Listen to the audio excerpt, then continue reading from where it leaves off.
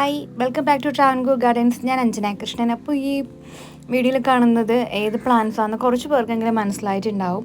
അപ്പോൾ അത് അറിയാത്തവർക്ക് വേണ്ടിയിട്ടാണ്. ഇതിൻ്റെ പേര് നമ്മൾ കോമൺ ആയിട്ട് പറയുന്നത് ബട്ടർഫ്ലൈ പ്ലാന്റ് എന്നാണ്. ഇപ്പോൾ ട്രയാങ്കുലർ ഓക്സാലിസ് എന്നൊരു നെയിം കൂടെ ഉണ്ട്. ഇത് നമ്മുടെ സ്വദേശിയല്ല, വിദേശിയാണ് ഈ ഒരു പ്ലാന്റ് എന്ന് പറയുന്നത്. മിക്ക പേരുടെയും വിഷ് ലിസ്റ്റിലുള്ള ഒരു ഐറ്റമാണ് ഈ ഒരു ബട്ടർഫ്ലൈ പ്ലാന്റ് എന്ന് പറയുന്നത്. എന്നാൽ നമ്മൾ സംരക്ഷിച്ചെടുത്തു കഴിഞ്ഞാൽ നമ്മുടെ കൂടെ നിലനിർത്താൻ പറ്റുന്നൊരു പ്ലാന്റാണ്. എന്നാൽ എന്തെങ്കിലും ഒരു പാളിച്ച പറ്റിക്കഴിഞ്ഞാൽ അതുപോലെ തന്നെ നഷ്ടപ്പെട്ടു പോകാനും വളരെ എളുപ്പമുള്ളൊരു പ്ലാന്റാണ് ഈ ഒരു ബട്ടർഫ്ലൈ പ്ലാന്റ്. ഇത് നമ്മുടെ നാട്ടിൽ കോമൺ ആയിട്ട് 2 ടൈപ്പ് കണ്ടുവരാറുണ്ട്. ഇതിൻ്റെ ഒരു ഗ്രീൻ ഷെയ്ഡ് കൂടെ വരുന്നവരുണ്ട് കേട്ടോ, ഒരു ഗ്രീനും കൂടെ ഉണ്ട്. അപ്പോൾ ഇതിൻ്റെ പ്രൊപ്പഗേഷൻ, ഇതിൻ്റെ കെയർ എങ്ങനെയാണ്, അതിൻ്റെ ഒരു ഡീറ്റെയിൽഡ് വീഡിയോ ആണ് ഇന്ന് ചെയ്യുന്നത്. അപ്പോൾ വീഡിയോ എല്ലാവരും സ്കിപ്പ് ചെയ്യാണ്ട് കാണുക. അപ്പോൾ ഇനിയും ബട്ടർഫ്ലൈ പ്ലാന്റ് നിങ്ങളുടെ കയ്യിലുള്ളത് നശിച്ചു പോവുകയാണെന്നുണ്ടെങ്കിൽ അതിൻ്റെ റീസൺ എന്താണെന്നുള്ളതൊക്കെ ഈ വീഡിയോയിൽ പറയുന്നുണ്ട്. അപ്പോൾ നമുക്ക് വീഡിയോ സ്റ്റാർട്ട് ചെയ്യാം. അപ്പോൾ ഈ ഒരു പ്ലാന്റിൻ്റെ കെയറിനെ കുറിച്ചിട്ട് തന്നെ തുടക്കത്തിൽ പറയാം. ഈ ഒരു പ്ലാന്റ് നമുക്ക് അധികം വെയിൽ ഇല്ലാത്തടത്ത് വെക്കുന്നതാണ് ഉചിതം. നമ്മൾ ഒരുപാട് വെയിലത്ത് വെച്ച് കഴിഞ്ഞാൽ പെട്ടെന്ന് തന്നെ ഇത് വാടിപ്പോവുകയും നശിച്ചു പോകാനുള്ള ചാൻസും കൂടുതലാണ്. കാരണം ഇതിൻ്റെ തണ്ടുകളിൽ ഒരുപാട് വെള്ളത്തിൻ്റെ അംശമുണ്ട്. അതുപോലെ തന്നെ വളരെ സെൻസിറ്റീവാണ്. ഇപ്പോൾ എന്തെങ്കിലും ഒരു തട്ട് കിട്ടിക്കഴിഞ്ഞാൽ അത് അവിടെ വെച്ചിട്ട് ചീഞ്ഞു പോകാനുള്ള ചാൻസും ഉണ്ട്. അപ്പോൾ ഇതിന് പാർഷ്യൽ ഷെയ്ഡ് ഇഷ്ടപ്പെടുന്നൊരു പ്ലാന്റാണ്. നമ്മൾ ഡയറക്റ്റായിട്ടുള്ള സൺലൈറ്റ് ഈ പ്ലാന്റിൽ തട്ടിക്കഴിഞ്ഞാൽ പ്ലാന്റ് പെട്ടെന്ന് തന്നെ കുഴഞ്ഞ് വാടി നശിച്ചു പോകാനുള്ള ചാൻസ് ഉണ്ട്. നമ്മൾ വെള്ളം ഒഴിച്ചു കഴിഞ്ഞാൽ ചിലപ്പോൾ രക്ഷപ്പെട്ട് കിട്ടും.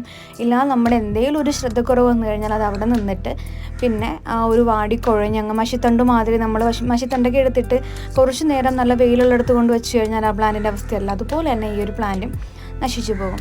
എന്നാൽ ഇതിൽ തണ്ടിൽ വെള്ളത്തിൻ്റെ അംശം ഉള്ളതുകൊണ്ട് തന്നെ ഓവറായിട്ട് നമ്മൾ വെള്ളം കൊടുത്തു കഴിഞ്ഞാലും പ്ലാന്റ് നശിച്ചു പോകും. അപ്പോൾ നിങ്ങൾ പ്ലാന്റിന് വെള്ളം കൊടുക്കുമ്പോൾ ജസ്റ്റ് ഒന്ന് സ്പ്രേ ചെയ്ത് കൊടുക്കുക. അല്ലെന്നുണ്ടെങ്കിൽ നിങ്ങൾ ആ ഒരു മണ്ണിൽ തൊട്ട് നോക്കുക, വെള്ളത്തിൻ്റെ അംശം ഉണ്ടോ, ഓവറാണോ എന്നുള്ളതൊക്കെ നോക്കിയിട്ട് മാത്രം നന കൊടുക്കുക. നല്ലൊരു ഷെയ്ഡുള്ളൊരു സ്ഥലം, ഓവറായിട്ട് വെയിലും പാടില്ല, എന്നാൽ തീരെ ഷെയ്ഡിൽ ആവാനും പാടില്ല. അങ്ങനെ ഒരു സ്ഥലം നോക്കിയിട്ട് നിങ്ങൾക്ക് ഈ ഒരു പ്ലാന്റ് സെറ്റ് ചെയ്യാം. നിങ്ങൾക്കിത് സാധാരണ ചെടിച്ചട്ടിയായിട്ട് സെറ്റ് ചെയ്യാം, നമ്മുടെ നിലത്ത് ചെടിച്ചട്ടിയായിട്ട് വെക്കാം. ഇല്ലാന്നുണ്ടെങ്കിൽ ഹാങ്ങിങ് പോട്ടായിട്ടൊക്കെ വെക്കാം. ഈ വെർട്ടിക്കൽ ഗാർഡനൊക്കെ ചെയ്യുന്നവർക്കാണെന്നുണ്ടെങ്കിൽ ഈ ഒരു പ്ലാന്റ് അങ്ങനെയും അറേഞ്ച് ചെയ്ത് കൊടുക്കാൻ പറ്റും. ഇത് എല്ലായ്പ്പോഴും പൂക്കൾ തരുന്നൊരു വെറൈറ്റിയാണ്. വർഷം മുഴുവനും പൂക്കളുണ്ടാവും. പിന്നെ മറ്റുള്ള ചെടികളിൽ നിന്നും ഒരു ഡിഫറെൻ്റ് ആണ് ഈ ഒരു പ്ലാന്റിൻ്റെ ലീഫ് എന്ന് പറയുന്നത്. അതുകൊണ്ടാണ് ഇതിനൊരു ബട്ടർഫ്ലൈ പ്ലാന്റ് എന്ന് പറയുന്നത്. ഇത് നമുക്ക് പ്രൊപ്പഗേറ്റ് ചെയ്യാനായിട്ട് വളരെ എളുപ്പമാണ്. പ്രൊപ്പഗേഷൻ എന്ന് പറയുമ്പോൾ ഇതിൻ്റെ അടിഭാഗത്ത് ചെറിയ കിഴങ്ങുകളുണ്ട്, കണ്ടോ, ഇതാണ് കിഴങ്ങ്. അപ്പോൾ ഈ ഒരു കിഴങ്ങിൽ നിന്നാണ് നമ്മൾ തൈകൾ പ്രൊപ്പഗേറ്റ് ചെയ്തെടുക്കുന്നത്. ഈ ഒരു കിഴങ്ങ് മാറ്റി നട്ട് കഴിഞ്ഞാൽ നമുക്ക് പുതിയ പ്ലാന്റ്സ് ആക്കി എടുക്കാനായിട്ട് പറ്റും. അപ്പോൾ നമ്മൾ ഒരു കിഴങ്ങാണ് നടുന്നതെന്നുണ്ടെങ്കിൽ നിങ്ങൾക്ക് അറിയാലോ, മഞ്ഞൾ അതുപോലത്തെ കിഴങ്ങ് വർഗ്ഗം അറിയാമല്ലോ, ഇഞ്ചി, അതൊക്കെയാണെങ്കിൽ ഒരു കിഴങ്ങ് നട്ട് കഴിഞ്ഞാൽ അതിൽ നിന്ന് ധാരാളം കിഴങ്ങുകളുണ്ടാകും. അതുപോലെ തന്നെയാണ് ഇതിൻ്റെയും. ഒരെണ്ണം വെച്ച് കഴിഞ്ഞാൽ അടുക്കി ഇഷ്ടംപോലെ തൈകൾ പൊട്ടിമുളച്ച് വരും. അതൊക്കെ നമുക്ക് ഒരു പ്ലാന്റ് നമ്മുടെ കയ്യിൽ കിട്ടിക്കഴിഞ്ഞാൽ നമുക്കിതിനെ 100ഓളം പ്ലാന്റ്സ് ആക്കാൻ കഴിയും. എന്നാൽ ഞാൻ ആദ്യം പറഞ്ഞ 2 കാര്യങ്ങൾ ശ്രദ്ധിച്ചില്ല എന്നുണ്ടെങ്കിൽ അത് അതേപാടെ ചീഞ്ഞു പോകാനും ചാൻസ് ഉണ്ട്. കിഴങ്ങൊക്കെയാണ്, അപ്പോൾ പെട്ടെന്ന് തന്നെ ഒരുപാട് നനവ് തട്ടിക്കഴിഞ്ഞാൽ മണ്ണിനടിയിൽ വെച്ച് ചീഞ്ഞു പോകും. ഇതിൻ്റെ കിഴങ്ങായിരിക്കും ചീഞ്ഞു തുടങ്ങുന്നത്. കിഴങ്ങ് പൊക്കഴിഞ്ഞാൽ പിന്നെ നമുക്ക് ഈ ഒരു പ്ലാന്റ് പൊടി പോലും കിട്ടത്തില്ല, ഫുള്ള് നശിച്ചു പോകും. പിന്നെ എപ്പോഴും നല്ലപോലെ വാർന്നു പോകുന്ന മണ്ണ് എടുക്കാൻ വേണ്ടിയിട്ട് ശ്രദ്ധിക്കുക. മണ്ണ്, മണൽ, ചാണകപ്പൊടി, ഇത് 3 മാത്രം മതി ഈ ഒരു പ്ലാന്റിന്.